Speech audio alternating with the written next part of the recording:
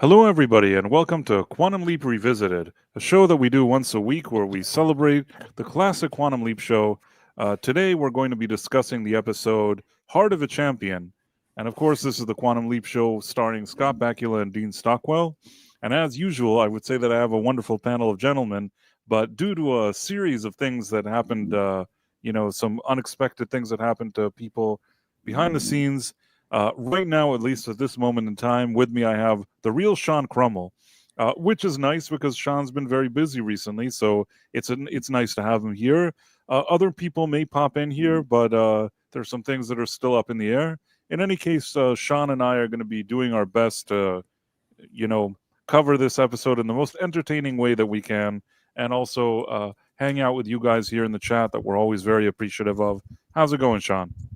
I'm doing good. A little tired. I almost didn't make it, but I'm here. Yeah, And I'm glad I am. it's good you did. It's good you did. I mean, I still think that somebody else may show up, but I understand that people they work and sometimes there's some trouble getting back home and getting back home in time. But like I said, always appreciate that people are here with us, and it's certainly an episode that we have some interesting things to discuss.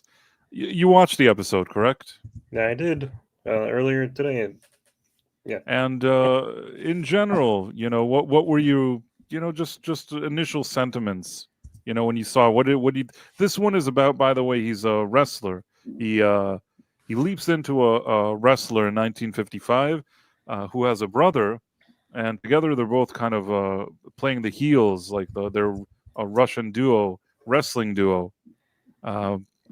So what do you like wrestling? How did you feel about this thing? I'm always excited for a wrestling episode type of thing. When I was a kid, I was like a huge fan when like when Roddy Piper and Iron Sheik and all those guys were wrestling.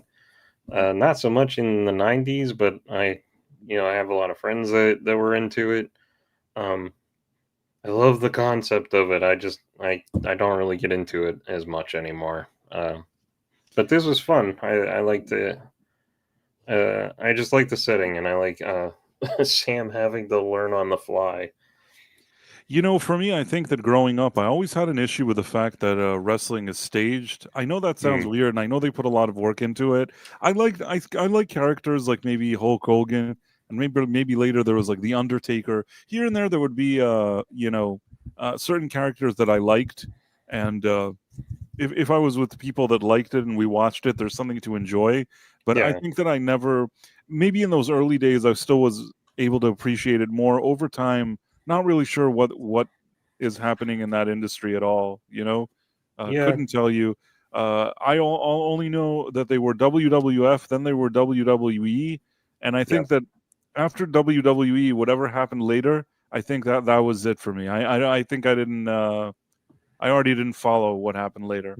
Yeah, you didn't give an F anymore, and neither did they. I guess not. WWF, that was the best, by the way. But WWE, maybe it was tolerable. But now, I don't even know. What is it called now, actually? I don't even know. Like the logo, I think, is just a W, but it's still WWE, World Wrestling Entertainment. And then there's AEW, which is like a rival now. Instead of like, how they used to have WCW, I think was the other one back in the day.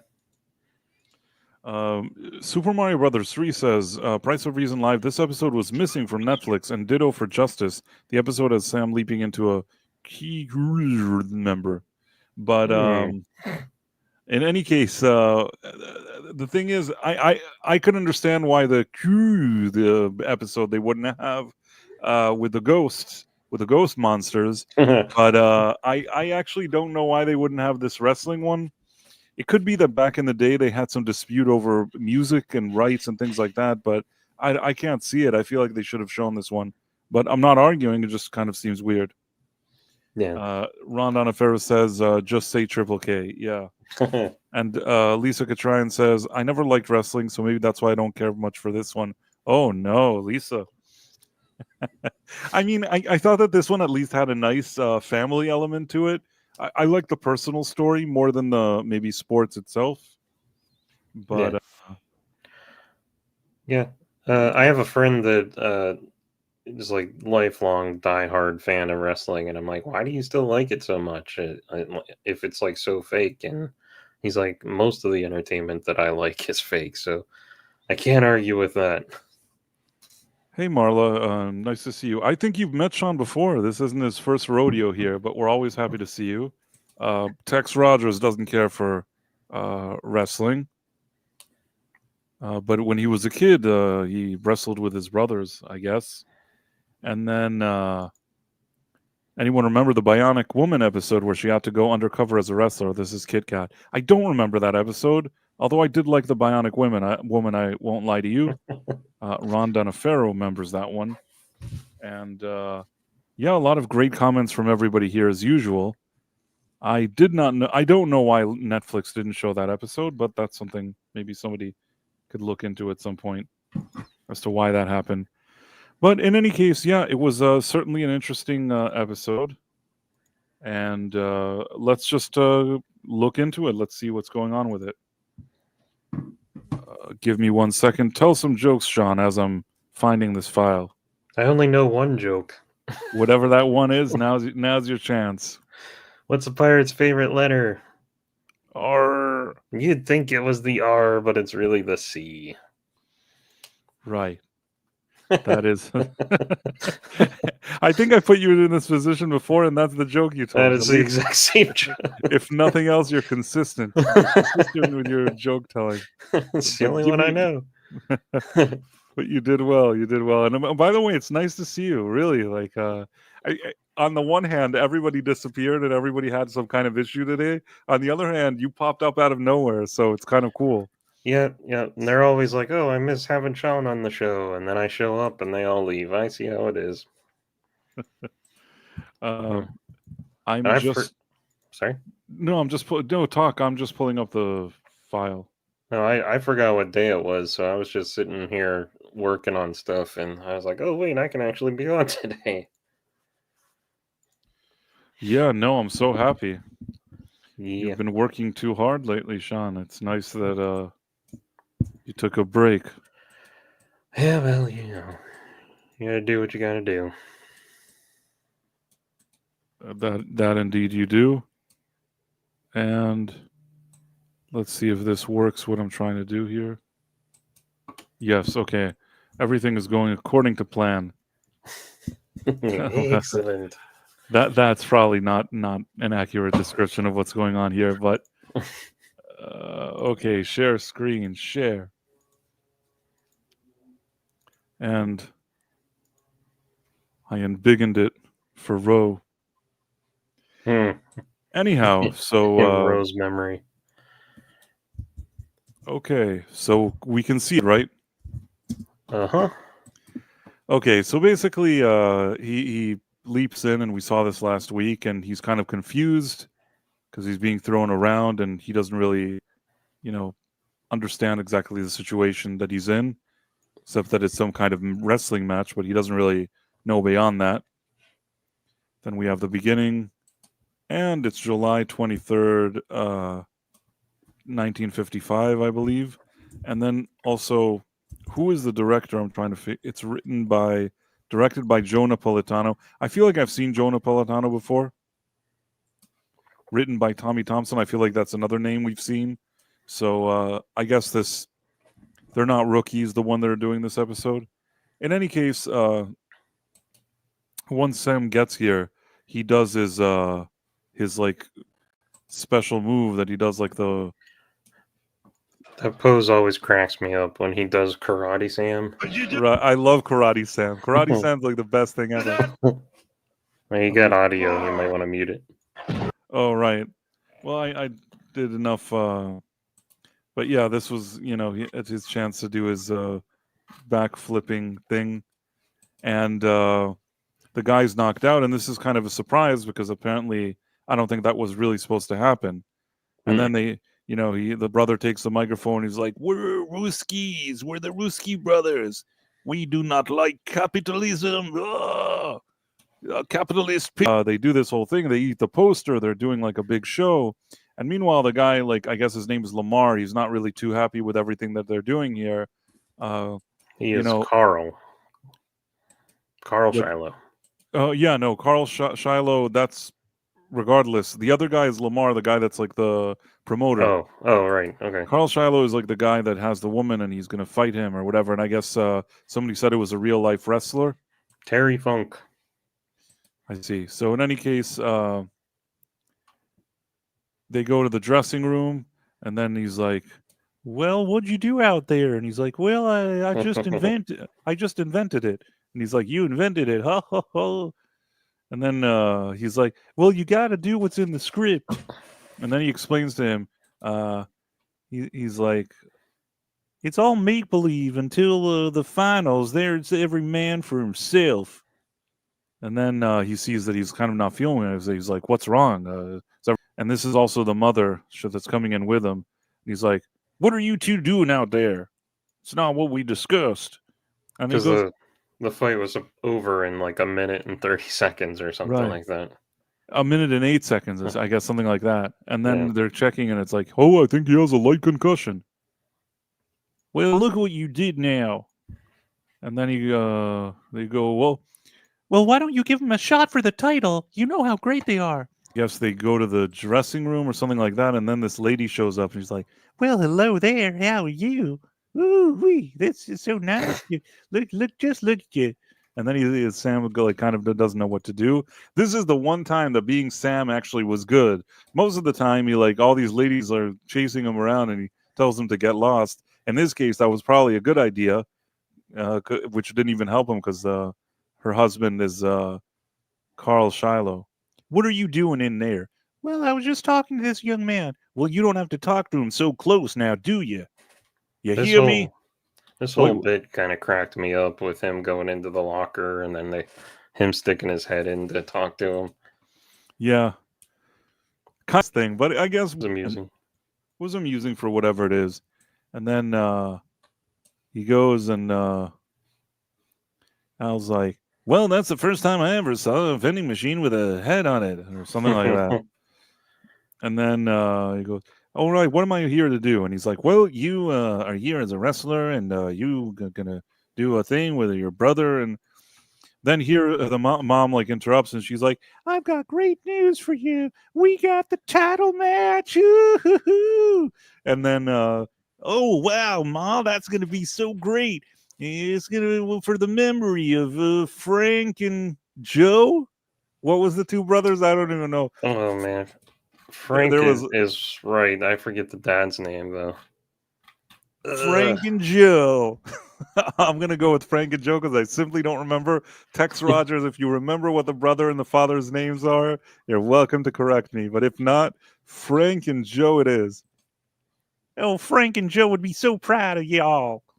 And then, you hear that, little brother? Now we got to go to the title match. Well, this is great, Al. We finally got the thing. And then he's like, Sam. No, he doesn't say it yet. Does he say that he's going to die yet or no? The brother? Yeah. I don't remember.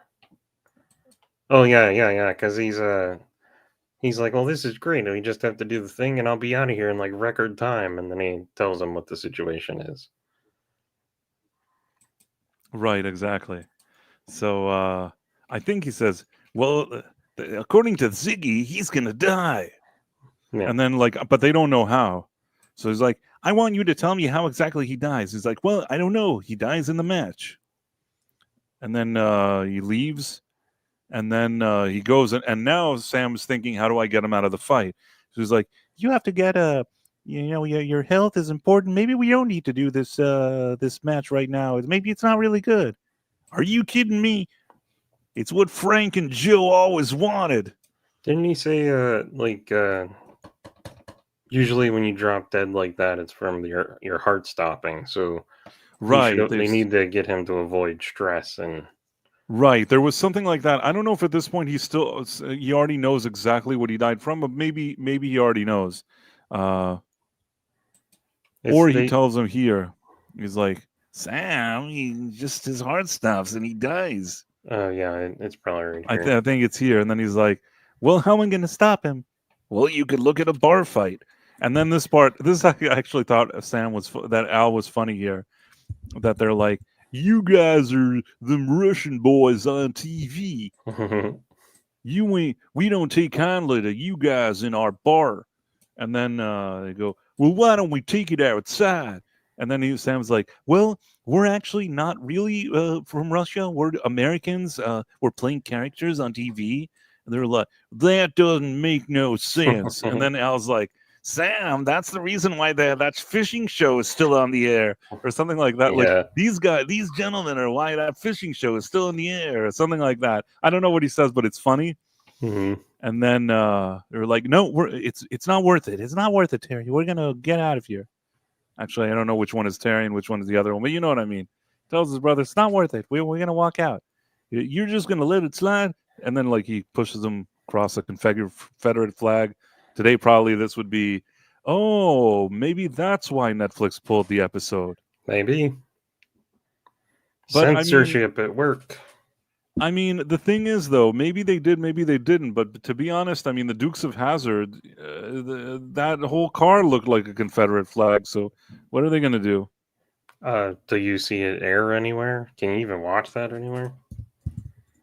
That's a good point, Sean. I don't know. I mean, I don't know. I understand that flag is sensitive for some people and things like that, and I won't take that away from people because I don't really know enough to comment. But historically, that flag was, very popular in a lot of states, even, until more recently. I don't know. I think at some point somebody said, oh, it's a bad flag, and then they got rid of it. Again, I understand, probably I'm sort of an insensitive douche because I don't really know much about it, and I'm just saying stuff that probably is like me being a dumbass. But at the same time, come on, they're driving the car. What? I'm going to look at the car and suddenly be a bad person? It's like it's the car. That's the car is the General Lee. What are you going to do? That was the car. And that car is effing awesome still. It's an awesome car. The General Lee is awesome. I'm sorry. I know this is probably considered bad. I thought that the car is wonderful. Forgive me, Jesus. That car is great. Malachi D. Wildman says flag warning. Marla Sharondoff says the late brother was Frankie. Frankie. So who was the father? What was the father's name? I'm going to go with Joe. I have no idea why. A safe bet. So, in any case, here they're sipping. So on the way out, the guy approaches Sam, and he does like his kick move on him, and then at home, Ronnie is like, well, you should have seen him, his moves, the way he kicks, and you really took care of that guy. And then he's like with his son Hank and his wife. Well, I don't really like seeing that kind of violence, or something. I don't know what she mumbles, something about the violence. She's like, well, she knows that he's sick, so she's like, you should really be taking care of yourself. Or does he have a moment here that he kind of feels bad or something? It's okay. I'm fine. Yeah. I like to think that if I didn't show up tonight, you would just reenact the whole episode in voices. That's probably what would happen. That's all I can do, really. I hope people aren't suffering. I don't even know if people are thinking of themselves. It's good. It makes me laugh. Are the voices? Am I doing them okay? The chat can react here. We should come up with a system where they can rate your performance on a scale of like 1 to 5. Lisa Catrine already said that you're making Sam sound a little feminine earlier. I mean, it's hard with the different voices. Yeah. In any case, she told him, well, he doesn't take care of, he's sick, and he got to do something about it. You were always weak. That's like what the mother says. That's what happened when my son married some weak woman like y'all. Well, what if it is important? What if he needs to get the treatment? Mom, you gotta do something. Do something. This is the greatest thing that happened since Frankie and Joe left us. We got to do this to honor them. And then he goes to his trailer, which he finally finds, and then the lady is here. He's like, oh, well, it's so great to see you. And then as she's like, trying to seduce him, the husband shows up, Carl Shiloh, and then he's like trying to grab Sam and kill him. And then he's like, Sam, this woman has a history of luring men into a trap. And she's left a trail of broken necks because she gets off on She gets off on whatever. She's left a trail of broken necks. She likes getting the husband jealous and then watching him beat up on them and stuff. Right, and then he manages to move, and the guy knocks his head in the wall, and then he kind of just drops on the floor, and then she's like, "You can't do anything right, can you?" And then they arrive here at this thing, and I think, does he give him any useful information here, Al? I don't really know. I think he's still searching for a while to see the exact causes. They're still looking for the medical history, and Sam's still trying to figure out how to get his brother to see a doctor. Right. So he's like, "Can I talk to you? Can I talk to you?" Wait, it's Sam's voice. "Can I talk to you for a second, Lamar?" "Hey, what is it, son?" "Well, you don't understand. My brother is sick. We got to do something about that." "Your brother's sick? Well, tomorrow's the big fight. What are you going to do now?" "Oh, look, all I'm asking is that you get a doctor and we take a look at him." All right. First in the morning, I'll let my own personal doctor take a look at him and we'll see." Very trustworthy. You really believe that like a real doctor is going to show up here? I would. He has no reason to doubt him. And especially if he's like, if something happens to him, you're going to be held responsible for it. And then, so that's my grandparents' name. I don't know which one she's referring to. Terry and Ronnie's parents are Sam and Lottie.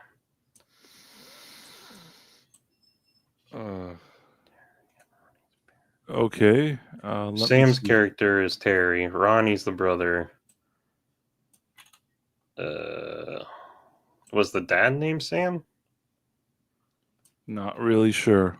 I don't remember. Now I just think it's Joe because you keep calling him that.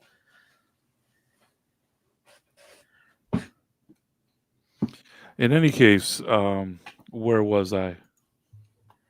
The doctor. The doctor, yes.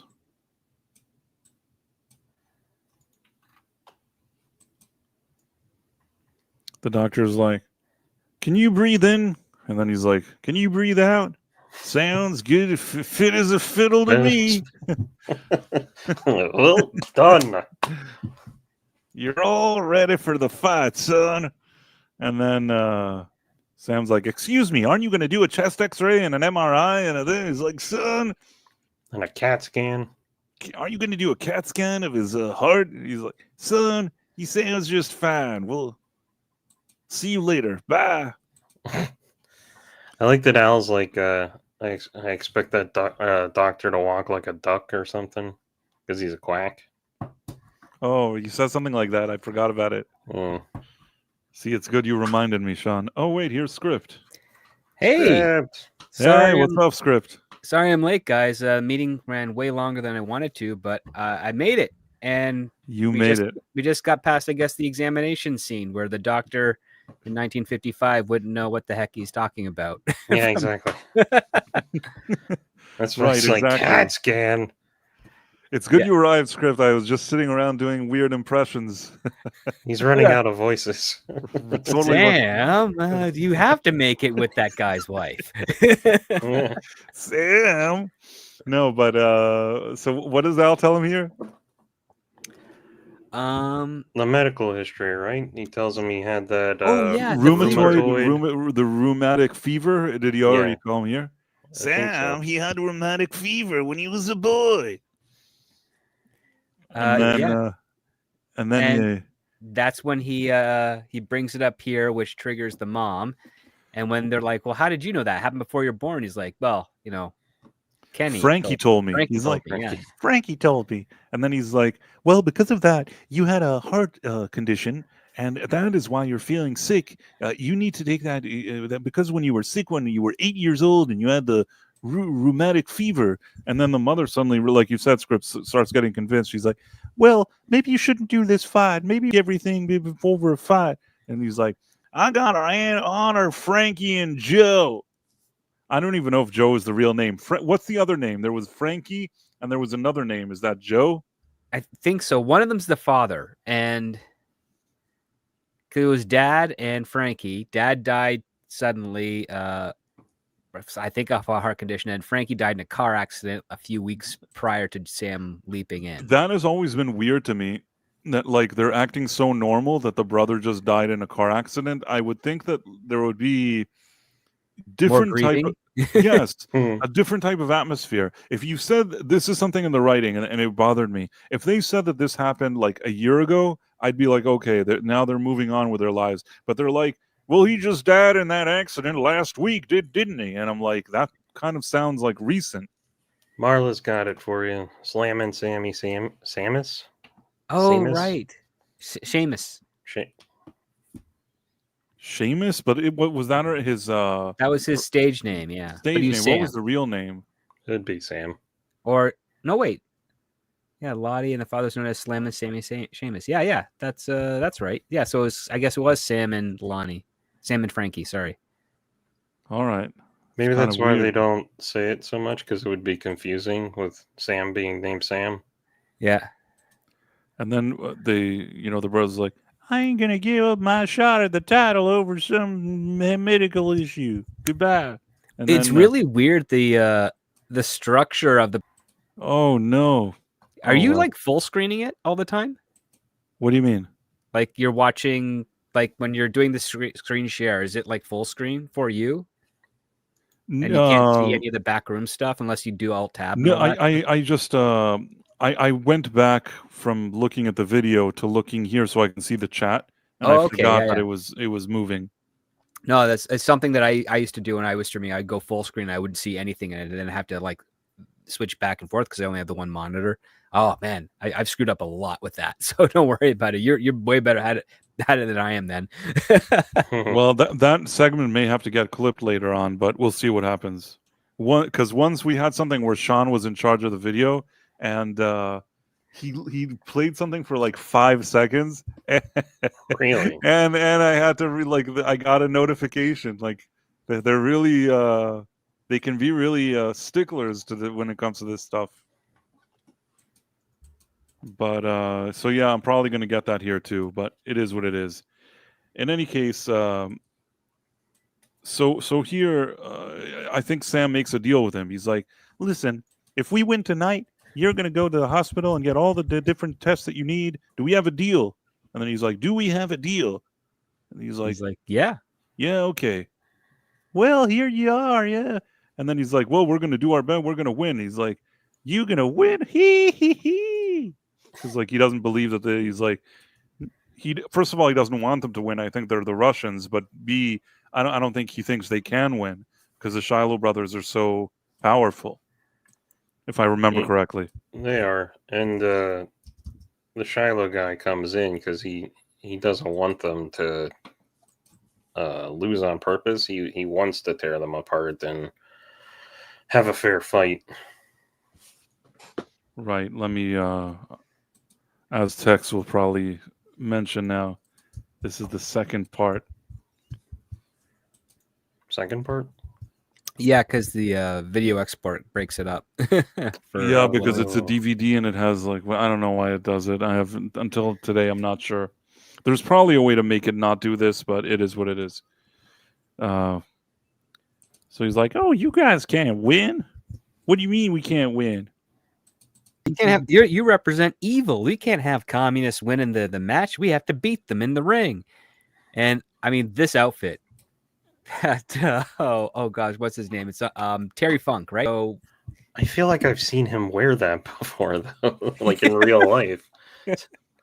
he may have, right? And then here, Al's like, Sam, according to Ziggy, now you have a 75% chance of dying. Because I guess this Shiloh guy is like serious about fighting them. And Sam wants to sort of fight so that the brother doesn't, because I guess one has to be there, but then unless like he tags out, and then like the other brother needs to come in. So Sam doesn't want to do that because he doesn't want to let the other brother in. Yeah, So and the it's- exertion could be the very thing that triggers his heart attack. So Right. So what Sam is basically doing, he's taken over this whole fight himself, and he's battling like that Carl Shiloh guy who basically is like really beating him up at every corner. And his wife's getting off on it. right, Yeah. and his wife is enjoying it. And it just looks like worse and worse for Sam. But at the end, he remembers, and at least this was some kind of planning and payoff, that the brother in the bar did mention that they can do a sleeper maneuver where they cut off somebody's oxygen to his head, and then it'll put him to sleep. So Sam thinks to himself, he says, yeah, I can do the sleeper. Or I don't know if he says it, but I think he already thinks that that's what He's he's gonna going to cut do. off the oxygen to his brain, and I was like, Sam, what brain? Right. And then they win, and then like the brother and them, they get the thing, and the brother's like, well, Al, does he go to the hospital? And then he's like, yeah, he goes, he does everything. And does he wrestle again? No, but his son does. What you done? And then she like turns around and her butt is there. And then Al's like, come on, Sam, come on, you can do it. And then he's like, no, Al, I don't want to do it. I would never do such a thing. And like in the middle of his sentence, he actually is prepared to do it, but then he kind of leaves. So here's the question I have for you. Was he there to save his brother, or was he there to kick her in the butt? Because only when he starts to kick her in the butt does he actually leap. That is a good question. I have to wonder, the guy that's leaping back, what he's thinking to. That'll be a strange journey back for the guy that he leaped into. I'm guessing that it was the brother because he would have had to have completed the kick, I think, in order to be the reason he was there. And then Sam is with this kind of nuclear family that they think there's a bomb. It's like, it's World War III, it's World War III. And he's like, oh, boy. Oh, boy, a bomb shelter in World War III. And then the show is done. I did what I could with the voices today. Script, you missed some of the voices I did. Oh, I'll rewatch what I missed. But yeah, this was one of the simpler episodes to it, but I did like the brother character a lot because he was like super determined, and his stubbornness was also related to, I guess, his dedication to, because he wanted to get his family out of the trailer and into a proper home because it's really cramped. Because I guess it's him, his wife, his kid, and his mother all living in that one trailer, and then Sam's character as the brother has his own. Somehow. Right. I mean, that was weird with the trailer and the thing. How did he even find his trailer? I feel like I think he's like saying, I hope there's name tags. right, but somehow he ends up in the right one. I don't know. But I think that one of the reasons that this episode does work is like what you said, that the idea that there's a brother that he needs to save, I think that that's something that's done well. I like the casting of the brother. I like the idea that he needs to save his brother. I think that that's set up, and the stakes are very clear. And in that sense, I think that the episode, it's something that this show has done well before. You know what I mean? We've seen another one, whether it's that Disco Inferno, where the brother was a stuntman and he wants to go and do, some stunt, and he's putting his life at risk. Then it was the younger brother. Here it's an older brother. But the idea that Sam is here to save, a relative, like a brother, I think it's something that people, can connect with. And it's executed pretty decently. Oh, absolutely. I mean, I think that's one of the charming aspects of Quantum Leap is that we do get a number of episodes where Sam is there to save a sibling. And I think this is the first one where he doesn't relate to his own siblings as an example of why it's so important to save this guy. Mm-hmm. Right. Totally agree. And They then, are good at always finding a way to, like a situation to put him in where you're like, I don't know how you convince someone to completely change their worldview in 45 minutes or whatever it is. That's like 2 days in this show. Yeah. Yeah. wake up, Price. I think you yawned. I yawned. It sounded like it. Oh, I didn't catch that, but okay. I didn't Oh. catch that either. But you know what? If I did, I apologize. But I didn't think that I did. But Oh, you know all what? I'll try to listen to the replay at some point. Thanks, Rod Nanafero. Yes, you yawned. Price needs some coffee. Okay. I after this stream, I promise I will. But I didn't Oh. even notice that I yawned. Maybe Really, it was- it surprises me. It was just a weird stretched audio thing. It could have been, but no. If they heard it, then they heard it. Backyard Tardis says this episode has a lot of great quotes. I hope everything is okay, Nick. Yeah. And I saw that Ro was here earlier saying that he has a problem with his toilet or something like that. I had a those are the toilet scary installed in the ones, man. house. Went kind of long. I did my Ro impression. Didn't sound anything like him. Plot hole. Plot hole. Well, I had a toilet in my house, and that was kind of a thing that I was dealing with. Really poor, He's starting to sound a little Kermity. terrible impression. The worst impression of Ro ever. Uncanny. In any case, that was that. And then, yeah, I mean, the thing is that even though I don't love wrestling, especially not these days, I think that it was done well enough within this episode. Even if you're not a wrestling fan, I think that it was done in a fun way. And all in all, I think that as usual, Scott Bakula, Dean Stockwell do whatever they do. And Sam pretty convincingly does the wrestling stuff. I thought he did pretty well. I mean, the Scott Bakula. I like how many different situations they put Scott Bakula in, and he's always just game for it. He's like, now he's a wrestler, and he's just like, okay. And there were actually other wrestlers against him. So basically, he needed to sort of act like he's like a WWE type of person here because he's up doing scenes with these kind of guys and doing it. So it's kind of cool. I always feel like Scott Bakula is very committed to whatever roles he does, especially on this show. Otherwise, you're fired. Get out of here. Right. Yeah, and as far as the writing goes, I think it was simple and to the point. It did whatever it did. You're supposed to feel a connection with a brother, understand what the stakes are. They had the little side plot of the, making that enemy guy that his wife does the thing that she lures the men in. She gets off on that. I thought that was pretty cool. They could have just made him like an evil villain and that's it. But the fact that they added that wife actually made it a bit more interesting. Yeah, definitely. And that last shot with her butt seemed a little risque to me for 1991 or whatever we're in. Yeah, I mean, there were that was basically pretty some risque that they curvage. even see today. It could be that this woman would do all of this, but by the end of it, she'd be the victim, and everybody would tell her how great she is. In this case, like you have like Al trying to convince Sam to kick her in the butt, which is something that I feel like today, there's some committee wouldn't allow this. Yeah, of course not. And it's unfortunate because it's funny. And she deserved a kick in the butt. He almost got killed because of her. Yeah, it's true.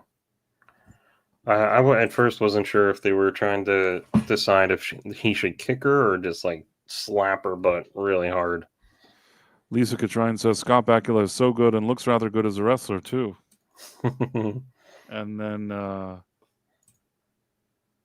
The dead man says she's a prototype Taylor Swift. Oh, and Kit Kat agreed with Lisa Katryan assessment. I guess the dead man means that this annoying wife is kind of like Taylor Swift. Well, I don't know. I would hope that Taylor Swift doesn't do that to men, but hey, you never know.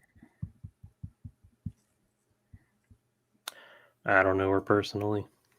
I mentioned this on a show once, and I don't know her personally. Once I was at a restaurant where she was eating sushi, and her security were trying to make me not get into the restaurant, even though I had a reservation. So somehow, like, I always think of her, and that association is like a negative association. Did you get in? I did get in because I had a reservation, and the owner said that I had a reservation. And really, it's rude that they even stood there and tried to get rid of me. Until today, and then I walked in and she was sitting there like eating sushi or something, and somehow, like, always when I think of that, it annoys me. And regardless, I didn't even like her music before. I thought she was annoying before. That kind of sealed the deal for me. The more alarming part is that you are a squid going to eat seafood. That is kind of strange, but yeah, this was actually in New York City. It was so weird because I was supposed to meet someone, and I was asked to choose a restaurant, and I wanted to look like I'm kind of cool, so I chose this sushi place. Now the thing is that there's sushi places that are much more high profile, and I actually went to something. I think it was around Lower East Side, maybe East Village-ish area. I think. Something I don't think it was the West. I think it was East. Anyhow, I chose something that I thought was like sort of trendy enough that I wouldn't look like a loser, but at the same time, not like the most high end. So I would expect somebody like Taylor Swift to go to the very high end one.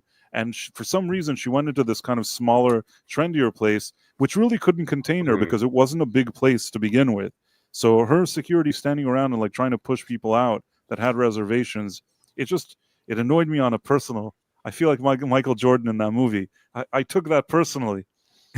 You should have, because the owner would also be like, listen, if you want me to kick out my customers, you better pay 3 times what they would have spent here at my restaurant, because you're going to hurt my business. It's funny that you say that. So Toronto subtly insulted Taylor Swift by naming a section of John Street Taylor Swift Way. Why did they do that? Well, there are people who don't live in Toronto who made petitions that they should honor Taylor Swift, even though she's not Canadian or anything. And the mayor thought that was a good idea, our new mayor. Although I do think that this was done just before she took office. Can't remember exactly. But they decided, what section of Toronto will we call for this time period Taylor Swift Way? And someone inside said John Street. And there's a double entendre to that. Number one, she goes through men rather quickly, and she makes bad decisions. So they called her. And John Street's not known for having any type of prostitution on it. It's just the name and the connotation, which is that she makes a lot of bad decisions, goes through a lot of boyfriends. You would say that her record in dating would equate her to someone that is of that ill repute. And they really changed that name of that place for her? They didn't change the name. So it's still John Street, but they add this little sign that calls it Taylor Swift Way. So this is it's not a legal change of the name. It's just kind of an aesthetic piece. It almost feels like a meme. It is. I actually, when I was down Toronto a couple weeks back, I noticed that sign, and I'm like, oh God, that's so Canadian to make fun of someone that they don't like to appease a smaller group of people that like them. And then I took a photo of it and put it on Twitter. The thing that really insulted me the most is that her security would think that I even care that she's there eating sushi. It's not like you said, like, I don't know. I'm trying to think of some. It's not like David Gilmour was eating like sushi there, and then they're afraid that like I like David Gilmour, and even if David Gilmour were eating sushi there, I wouldn't bother him. I'd just let him eat his sushi. But at least they're thinking, oh, maybe he has such fans. He's been around for so many years, and he's made such legendary music. When it comes to Taylor Swift, like, it's an insult to me that these two goons would think that I would even care. Like, if they weren't even there, I probably wouldn't have even noticed she was there eating sushi. think she was like with these two kind of yes men type Yuppies. of Yeah. yeah. They were, they seem kind of lame like her, and in any case, that they would think that I would even care. I promise you, I wouldn't have even noticed. I would have just eaten my meal, and I don't know. I wasn't even looking in that direction. And in any case, I mean, in the brief glimpse that I saw her, it's not that I thought that I saw anything special, anyways. Like, to be honest with you, I know some people will say, "Well, she is pretty," but it's a type of pretty that's not my cup of tea. She seems really ordinary to me in a way. Like, maybe it's because her character doesn't appeal to me. I find her annoying. So like, her looks don't appeal to me. I don't know how to explain it. Well, she's boring and plain, and her father paid for her music career. That's all true. That's all true. And as a musician, I don't really like that either. You know what I mean? Because I had a point in my life that I really wanted to, make a career in music, but you also have to deal with regular life and pay bills and things like that, and you have to find that balance. And it's much more convenient and easy when from the age of 0 you have like a rich person bankrolling your every musical desire, kind of grooming you for this, and then bringing like managers, lawyers, and paying all this money. Now, I'll give her one thing, that at least she has a work ethic. I mean, he set her up with that, but at least she's been working all those years, and she does know how to run her affairs. So I'm not saying that she's a complete idiot. She knows what she's doing, but I'm just saying, like, talk about like, we talk about privilege and stuff like that. That to me is like real privilege. Like, from like the age of 0, they set her up for this. But whatever. I don't want to be like a salty, sore loser. It's fine. Well, maybe Sam can leap into her and get her life on track in the future. Her only real dream was to be a farmer.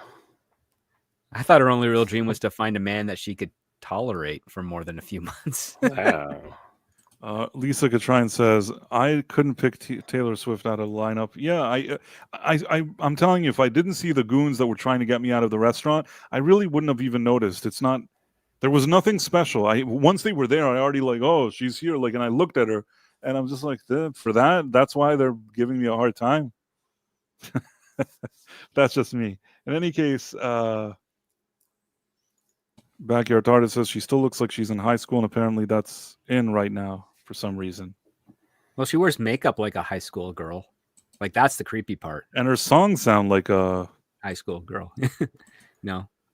Super Mario Bros. I thought this was a Quantum Leap podcast. You're right. First of all, it is a Quantum Leap podcast, and it's good that you reminded us of this. The thing is, we kind of really went through the episode. We talked about the ins and outs. I think it's a very simple episode. I think that the writing was very straightforward. It's not an episode, and I think that reinvents the wheel in any way. It's one of those episodes that the show is so comfortable in its own skin at this point that you could tell that they just all the pieces of the puzzle were put together, nicely, and it does whatever it's supposed to do. I wouldn't say that it's like a top 10 episode for me, but it's also not like a bottom, of the barrel episode. I think that it's above average, I think. Yeah. Top 50. Which is true. If it's above average, it is a top 50. But Tex Roger says, I think the word is a staple episode. Yeah, that's fair enough. Malachi D. Wildman says, do not worry, season 4 will have some talkers. Oh yeah, there's definitely going to be interesting things. First of all, we're starting to, get towards the end of season 3, which there's some interesting things going on towards the end of this season and the beginning of the next one. They're just interesting in and of themselves. And then 4 is an episode that if you, I'd say that there's things to look forward to there. Tex Rogers says we've only reviewed 51 shows so far. 51 is a lot. That is a lot. I'm so proud that we were able to do this until now. Yeah. I mean, we're more than halfway through the show. And yeah, we're getting to season 4 quite quick. Only a couple more episodes, actually. Yeah. Couple more for you. I missed a few a couple of weeks ago. Right. I mean, but we're really getting closer to the end of season 3, which is cool. I mean, that's wild that we're going to be in season 4. Time flies. Yep. And yeah, I guess. Do you guys have any additional thoughts or anything like that? Sean, anything you want to say to sum up this episode or your thoughts on it? It's fun. It's not. It doesn't do anything revolutionary. Gets the job done. I'm not like a pro wrestling fan, but I like the art form, as it were. I'd like to write a story in it or something like it. And yeah, it's just fun. I like Dal's outfits and his holographic button. He's always hitting that hand link because it's never always functioning the way it needs to. But he broke the last one doing that. Yep. He doesn't learn. Never. Oh, man. I guess, Script, do you have any kind of final thoughts about this episode? Yeah, this is a safe, charming episode. Good acting. I mean, the wife really is only in one scene the whole episode, but she makes an impact. So you got to give props to that. And I like the subplot of the wrestler's wife just wanting to. I like the wrestler's wife. See Sam get pummeled so that she can have a fun night with her husband. It's so odd, but I kind of know people like that. No, but what I like about it is that it's odd, but like today, when you have shows, they usually don't think of adding a little quirk like that when they write an episode. That requires a little more imagination, like somebody that's sitting in the writer's room saying, hey, and it's almost like out of left field. Hey, what if he had a wife that kept wanting people to, make him jealous so that he breaks their neck? And it's completely just out of left field. You could have cut it out of the episode, but I'm actually glad it is in the episode because it's fun. Yeah, me too.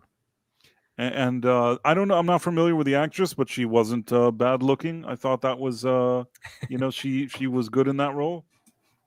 Yeah, I'm actually trying to look it up right now. But she was. I mean, she knew how to play up everything in that, and she made mid 1950s fashion look good. Right. Yeah. No, it was cool. She looked good, and that was Deborah Wakeham. Don't know if she was anything else. She looked familiar, but I don't know from where. But she was in Major League. She was Janice Bowden, if you remember that, which I can completely understand if you don't, because I think she's the minor character. Yeah, she's kind of gone in, I think, to she's become a writer now. She's no longer a writer and producer. She's no longer doing acting anymore.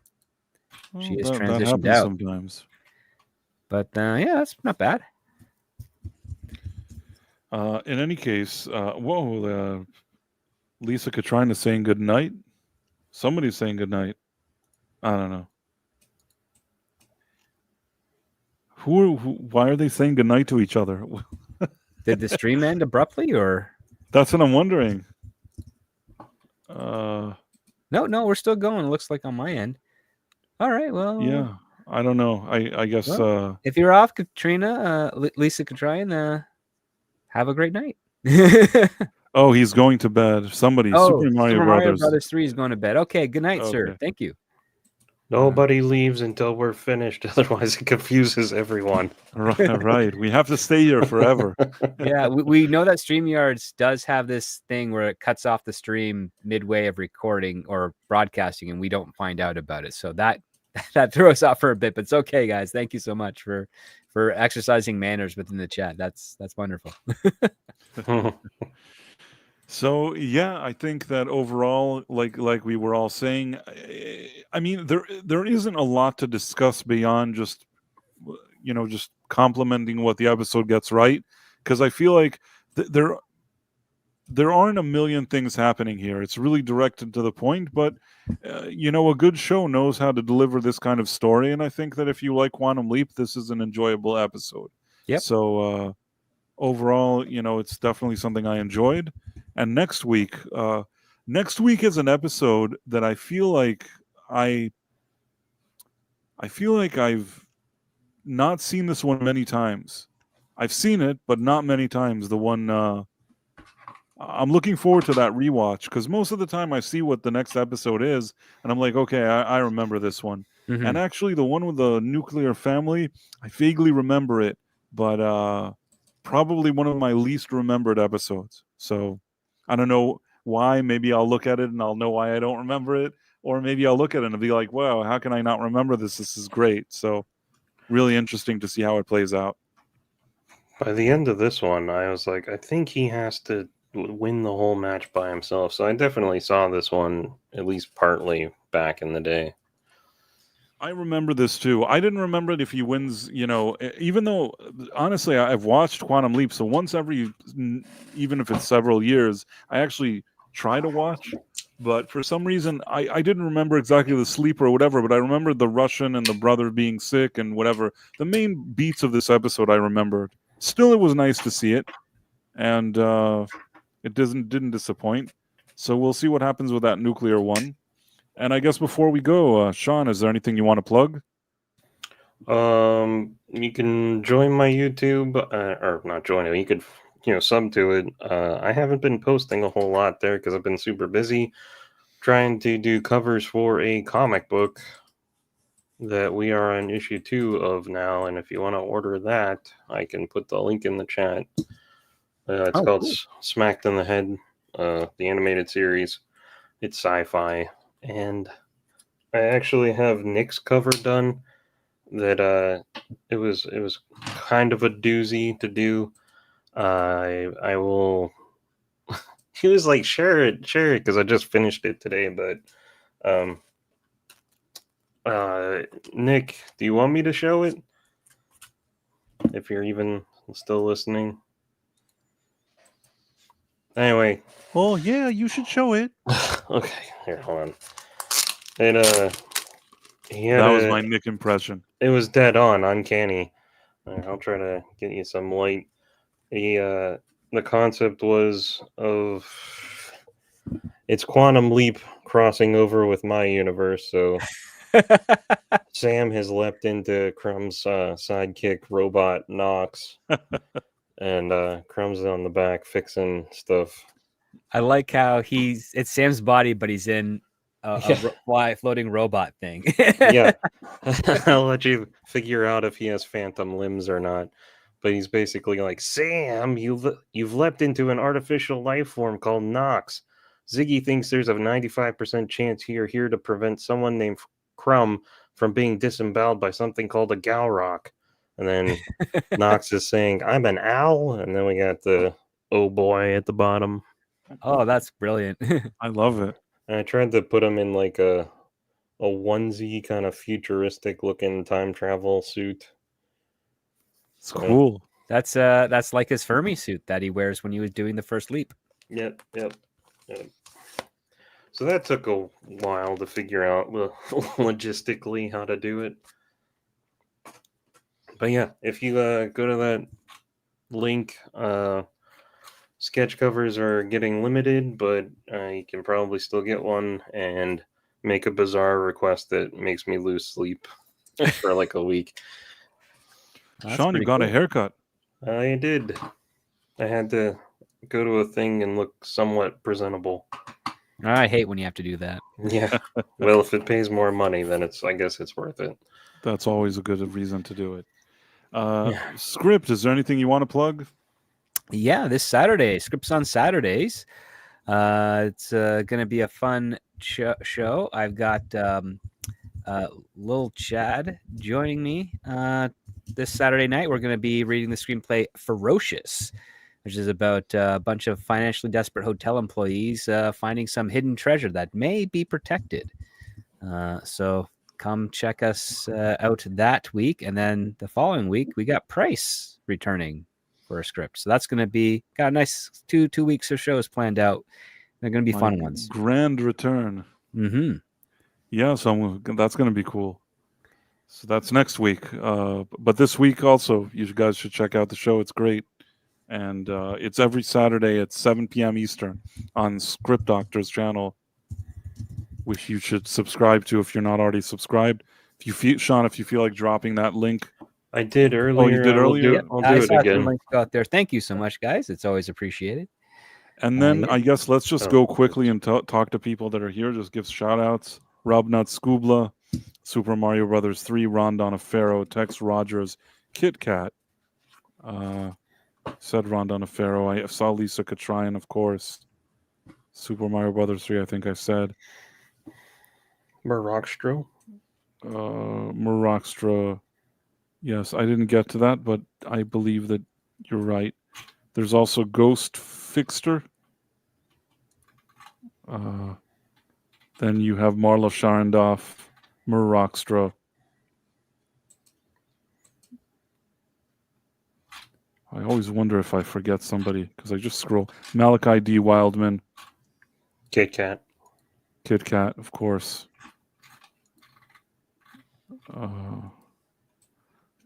Sometimes we have also people that either watch it later or like Joshua Calkins, the Dead Man. He said he liked the voices. That's good to know. Thank you. Please, I know at least somebody likes it. And of course, we saw Sacrif and Backyard Tardis here, which is Ro and Nick. You say Rabnad Scoogla? I said Robnut Scoobla, yeah. Marla Sharandoff, I definitely said. And Dead Man. The Dead Man, we did see.